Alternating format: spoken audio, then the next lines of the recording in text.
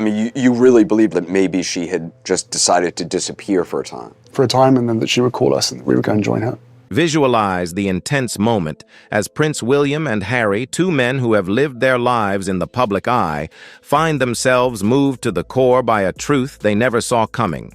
In an unprecedented move, King Charles has brought to light a confidence kept in the shadows for years, the last most personal wish of the people's princess. This is the moment where historical silence ends and a mother's true legacy is finally realized before the world. The question that lingers in the air is why this profound desire was kept in the shadows for so long. For two brothers who have been separated by a chasm of past grievances and public pressures, this revelation serves as a mirror to their own lives, offering a chance for a new understanding. This goes far beyond a simple headline. It is a cultural earthquake that challenges the stability of the institution, reminding us that the most powerful force in any monarchy is the truth of the human heart. Within the hushed corridors of the king's official residence, shielded from the relentless glare of the media, a pivotal event transpired that would alter the crown's future. In a profound gesture of transparency, King Charles unlocked a personal safe to address the hidden burdens of his royal inheritance.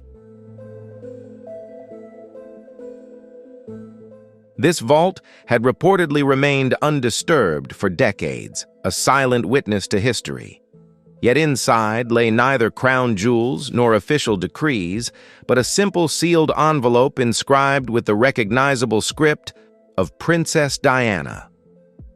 Summoning Prince William and Prince Harry to his side, King Charles presented the letter with a voice heavy with emotion.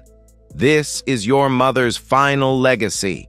She left this specifically for both of you."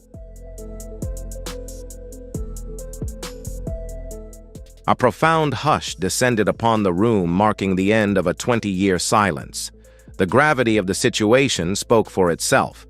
Tucked inside was a handwritten letter by Diana just days before her passing, a document known only to the king and his most loyal advisor until this sudden unveiling. The letter's text unveiled a long-concealed perspective on Diana's final intentions. Her vision for her sons centered on a life unburdened by the rigid expectations of the throne.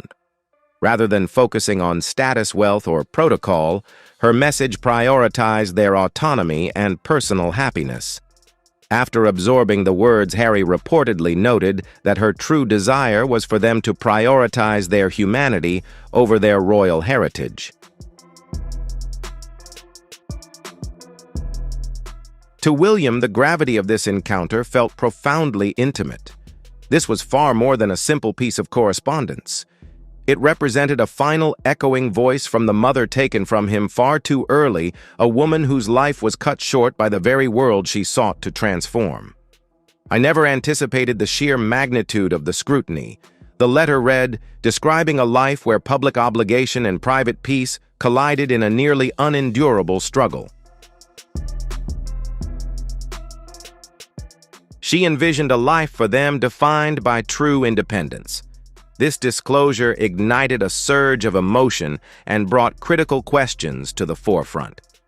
Why had Charles withheld this letter for so long?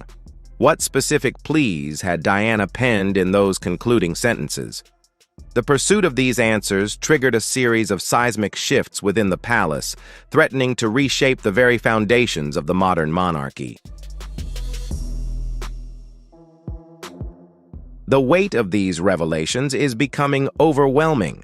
They are on the verge of uncovering even deeper truths that could permanently redefine the legacy of the British House of Windsor.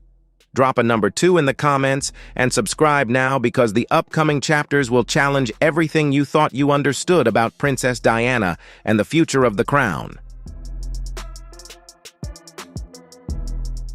Diana's ultimate ambition was for her sons to experience true independence. The correspondence was short, but its resonance shook the very foundations of the House of Windsor. Drafted in her recognizable hand just weeks before her tragic end, this final message focused neither on wealth nor the acquisition of prestigious titles. It wasn't an act of retaliation against her adversaries. It was a mother's desperate appeal, urgent, visceral, and haunting. As one aide revealed, the letter pleaded, "Allow them to live without fear. Let them define their own lives." These sentiments were reserved for her sons William and Harry, the two individuals who anchored her entire universe. They were the sole reason she weathered every sterile state dinner, every public indignity, and every heartbreak suffered in the shadows. Diana's haunting concern was that the monarchy would recast her boys as marble statues, shimmering remote and hollowed out by centuries of institutional emotional restraint. She had observed the psychological toll it took on Charles and the monarchs who preceded him. The institution didn't instruct its heirs in the art of empathy. Instead, it trained them to master a public facade regardless of the personal sacrifice. Diana sought to break this cycle for her children. "I refuse to let them be imprisoned by a life they didn't choose," she penned. "They deserve to love openly, to experience emotion, and to lead without hiding behind a persona." Within the rigid walls of the palace, that sentiment was revolutionary. It was profoundly moving. It was quintessentially Diana. She understood that one day William would inherit the massive burden of the crown, while Harry, as the second-born, would face the even more complex struggle of being the spare. Diana feared their identities would be molded by institutional duty rather than personal passion, that the weight of the monarchy would eventually erase their authentic spirits. This wasn't a call for an uprising. This was fundamentally a mission of sanctuary. As the global spotlight tightened around the family, their inner confidence began to erode within a haze of isolation and sorrow. While they gradually distanced themselves from those who could offer support, Diana endured what she characterized as the emotional vacuum of the royal institution. She had sought compassion only to find herself constrained by a rigid set of mandates. She reached out for a lifeline and was met with a wall of indifference. Though she became the most scrutinized woman on the planet, she lived in a state of profound invisibility. She was determined to prevent history from repeating itself. Yet what truly stunned William and Harry wasn't simply their mother's final plea. It was the crushing realization that their father had withheld that secret from them for more than 20 years. The correspondence was hermetically sealed, tucked into a confidential file, and submerged beneath layers of bureaucratic red tape within the king's personal vault. The motivation. According to palace confidants, Charles dreaded the impact of Diana's words not merely on the crown's public reputation, but on its delicate internal architecture. If her ultimate desire was for her children to reject the monarchy's grip, how could the centuries-old institution endure? Some insiders suggest Charles feared the message would validate Harry's departure and plant seeds of profound uncertainty in the mind of the future King William. Alternative theories suggest this wasn't an act of guardianship, but rather a display of systemic power and control. Regardless of the motive, the consequences were irreversible. The veil had finally been lifted. Both princes were suddenly forced to grapple with a reality that had been obscured for their entire adult lives. Yet for William, the gravity of the moment was far more profound. It appeared Diana hadn't merely addressed a single letter to both of her children. Back in 2004, during a modest restoration at one of Diana's former residences, a startling find came to light. a long-lost message concealed for decades was found tucked between the leaves of her private photo collection. This document, wholly unique within the annals of royal history, was written exclusively for Prince William. It bypassed all state channels, serving as an intimate rather than a formal or official decree. This was a profoundly intimate exchange, a candid and heartfelt dialogue between a mother and her child. Upon reading those passages, William was reportedly left reeling. The text unveiled a perspective that remained obscured to the public, Diana's acute understanding of the immense weight her eldest son would eventually be forced to shoulder. "The day will come when the crown is yours," she penned. Yet what followed was neither a summons to service nor a lecture on sovereign obligation. Instead, it was a poignant appeal.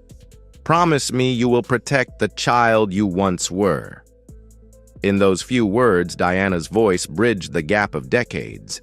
It was a mother's warning about the inheritance awaiting him, the relentless scrutiny, the demand for conformity, and the slow erosion of identity that so often accompanies the throne. The intrigue surrounding this correspondence deepens when analyzing its specific timeline. It surfaced not during the chaotic 1990s, but amidst the simmering tension that preceded the public dissolution of the royal marriage. One must wonder, did Charles truly hold these convictions at that stage? Was he reaching out to a high-ranking ecclesiastical advisor, or perhaps a mentor following in the footsteps of the legendary Lord Mountbatten? Within the palace, some contend this was no mere slip of the tongue, but a calculated emotional maneuver. These written words have compelled historians to reconsider the monarchy's official timeline. It raises a haunting question: could this be a nascent confession of something far more significant than previously imagined? Are we witnessing the unraveling of a sophisticated institutional concealment that has spanned decades? Unverified theories that were once relegated to the shadows have suddenly resurfaced with a new intensity. Once viewed as mere speculation, these questions about the royal succession have gained new traction following the reveal of the king's private papers. This leaves us with a haunting question: is there a hidden chapter of royal history that the establishment is not yet ready for the world to read? Everything changed with the unveiling of those hidden words. A scenario that once felt impossible now seems like a logical explanation for a series of historic anomalies. In the early 80s, Diana's health was often a subject of official concern, yet the details remained shrouded in ambiguity. We are now learning of hushed discussions between medical experts and royal staff that went far beyond public knowledge. If the rift in the marriage was already widening, could the crown have orchestrated a secret solution to ensure the future of the throne? The crown possesses both the influence and the incentive. All that is missing is a veil of silence. Charles's haunting observation, "not hers from the beginning," casts a chilling new light on the past. In this scenario, Diana may have been recruited to fulfill a public role, raising a child to whom she had no biological tie. This perspective offers a potential explanation for both the hidden correspondence and her years of quiet suffering. Some historians now argue that this is more than just conjecture. It could be the key to understanding the profound emotional void and the lifelong sense of displacement that has defined Harry's journey. If Charles was attempting to voice a conflict he had grappled with for decades, it would explain the long-standing friction noted by those closest to the crown. While their public appearances were governed by rigid formality, a distinct lack of warmth became increasingly undeniable as Harry reached adulthood. While some dismiss this as a mere generational gap, insiders perceive a deeper pattern, a systemic avoidance of vulnerability. As one former palace official observed, Charles often appeared hesitant to bridge the emotional divide with Harry, as if he were caught between a desire to connect and an uncertainty of his own right to do so. The House of Windsor has long functioned within a realm of rigid protocols and unspoken legacies. They maintain a fortress around their private hardships, demanding a uniform silence from every member of the lineage. Historically, they have resisted evolution, anchoring themselves to ancient rituals while shunning any public display of vulnerability. However, Diana chose a different journey. She gave a voice to her suffering courageously, identifying the solitude she faced and exposing the staggering weight of the crown, a reality no one had previously ventured to describe. It was this very authenticity that cemented her place in the public's heart. Prince Edward, observing with his characteristic composure, watched the internal struggle play out. He saw the royal establishment faltering to maintain its pace, while Diana's vulnerability forged a connection with the masses that the crown simply could not replicate. Her honesty did more than just illuminate her private battles. It cast a harsh spotlight on the increasingly obsolete foundations of the monarchy itself. For decades, the House of Windsor had meticulously curated their public persona. They maintained a glossed and remote exterior, yet Diana proved impossible to regulate or suppress. Her profound authenticity, which captured the global imagination, emerged as the ultimate danger to the traditional royal order. She evoked a visceral, deeply human response, transforming her into more than a defiant royal. She became an existential threat to the very foundations of the throne. The more the establishment attempted to muffle her voice, the more evident it became that their hold on the public's loyalty was slipping away. Within the walls of Buckingham Palace, an impenetrable silence has taken hold, a quiet that offers no clarity and admits no fault. Behind the vacant corridors and hushed high-stakes meetings, a palpable sense of dread is mounting. Insiders suggest the true fear isn't just this single revelation, but the specter of what else remains hidden. A royal source has confirmed that a specialized crisis management team has been mobilized, reminiscent of the unit deployed during the Sussex's landmark Oprah interview. Their objective is clear: contain the leaks, mitigate the fallout, and retrieve the original dossier. Rumors are now swirling that additional correspondence may exist, letters intended for Diana, William, or Harry. If even one more document comes to light, the consequences could be catastrophic, potentially triggering a legal and constitutional crisis that challenges the very laws of succession and royal inheritance. Prince William is a man who carries the weight of the truth. He has guarded this secret for decades. If he were indeed a silent participant in this concealment, it wouldn't be just a family matter, it would be a betrayal with the potential to fracture their bond permanently. The burden of this knowledge is immense. As the face of the modern throne, William has been meticulously prepared for leadership since infancy. However, following the revelation of this letter, his long-standing silence has begun to invite scrutiny and spark uncertainty. If this secret was indeed part of the palace's inner circle, it's highly likely that William has lived with it for many years. Prince William and Prince Harry, enduring figures in the global spotlight, have navigated their share of public triumphs and private tribulations. Yet no hardship parallels the devastating loss of their mother, Princess Diana. For the brothers, her passing was more than a personal tragedy. It was a seismic shift that fundamentally altered their trajectories. In truth, the once unbreakable bond between William and Harry began to subtly erode in the wake of her death. While difficult to confront, these undercurrents of friction had been mounting for decades, eventually serving as a primary catalyst for the drastic transformations in their respective lives. William was transfixed by the archival footage, captivated by the visible warmth in his mother's eyes. He watched as Diana tenderly brushed a stray lock of hair from Harry's forehead and leaned in to share a private whisper that sent Harry into a fit of laughter. While the audio remained a mystery, the physical language of her affection was undeniable. This wasn't merely a nostalgic clip. It was a long, sealed portal to a childhood William hadn't realized he had suppressed. Watching it now, he felt the sharp, familiar ache of grief, a visceral reminder that a vital piece of his history had been permanently severed. Positioned at the base of the monument dedicated to her memory, William began to speak. "My mother's voice has been my constant companion." He remarked, a solemnity in his tone that forced the world to stand still. This transcended a mere public tribute. It was an intimate unburdening of a secret guarded by the establishment for a lifetime.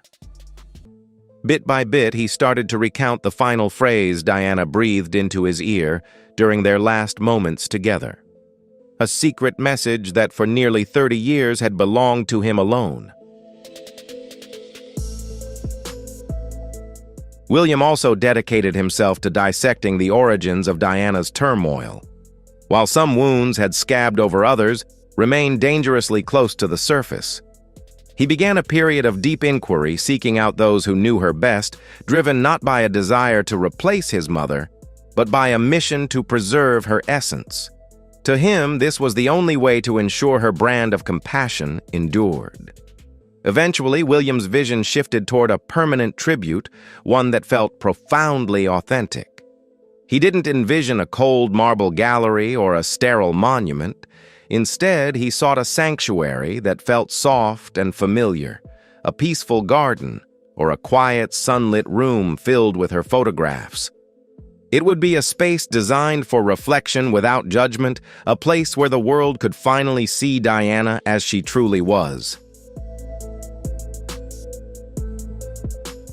Diana did the impossible. She breathed life into an institution that had grown cold. Before her arrival, the monarchy was a world of shadows, hidden behind layers of rigid rules and a calculated professional distance. The royals weren't people. They were icons of history and tradition expected to remain unmoved by emotion. Diana, however, rewrote the script. She didn't seek sanctuary behind guards or grand facades. She was soft-spoken yet bold, choosing to lead with her heart and showing the world that even a future queen wasn't afraid to offer a warm public embrace. She traded distant scripted gestures for a place in the heart of the crowd. She touched hands, looked strangers in the eye, and shared moments of authentic connection that felt entirely foreign to the royal script. Diana didn't just represent the crown. She humanized it, closing the gap between the palace and the pavement. Yet the very warmth that endeared her to the world was seen as a dangerous liability within the cold corridors of power. To the establishment, her accessibility wasn't a triumph. It was a breach of tradition that shook the royal family to its core. Diana's popularity wasn't manufactured. It was a natural byproduct of a heart that refused to be managed. She didn't just occupy a space at official engagements, she transformed them into moments of genuine connection. While others observed protocol, she visited the sickbeds that many were too terrified to approach. By embracing those living with HIV/AIDS, she didn't just change the narrative, she forced the world to see their humanity. Her walk through active minefields wasn't for the cameras, it was a tactical move to demand safety and justice for the victims of conflict. She didn't seek the spotlight, she redirected it toward the people the world had abandoned. The battle to remain authentic eventually left her exhausted. The strength and independence that defined her were the very things that fueled her deepest heartaches. She could no longer survive behind the mask of a dutiful, smiling royal. When she stepped into the light to share her pain, she shattered the illusion of the crown's perfection.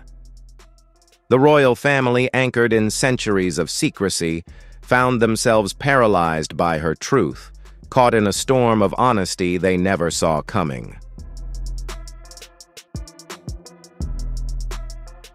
It leaves us with a haunting question. Was Diana the architect of the monarchy's future, or the catalyst for its collapse? Stay tuned for the answer. The role she played is impossible to ignore.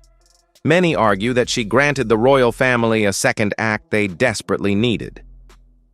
Before her arrival, the institution's relevance was beginning to fade. In the eyes of the public, the royals were starting to resemble a museum piece, rigid, unapproachable, and locked in an outdated script.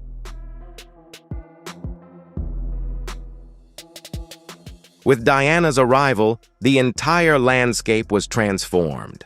She brought a warmth and a vibrancy that reconnected a fading monarchy with the hearts of the people. She forced the royal family back into relevance, dragging them, however reluctantly, into the light of the modern world. But her presence was more than a spotlight. It was a beacon that penetrated the shadows of the institution. Many believe Diana didn't just change the family. She exposed them, unearthing the secrets and the silence that the palace had guarded for a lifetime. When Diana began to vocalize the isolation and crushing pressure she endured within the palace, she effectively dismantled the velvet curtains shielding the monarchy's pristine facade. She revealed that beneath the glimmer of the diamonds and the grandeur of the staterooms lay a rigid, insular environment defined by institutional coldness. Her unflinching honesty struck a profound chord with the global consciousness, creating a legacy of truth that decades later the royal establishment is still laboring to reconcile. Diana's life on the world stage was a grand theatrical display, a facade she perfected for a nation in love with the idea of a princess. Yet, in the quiet of her private journals, she stripped away the costume.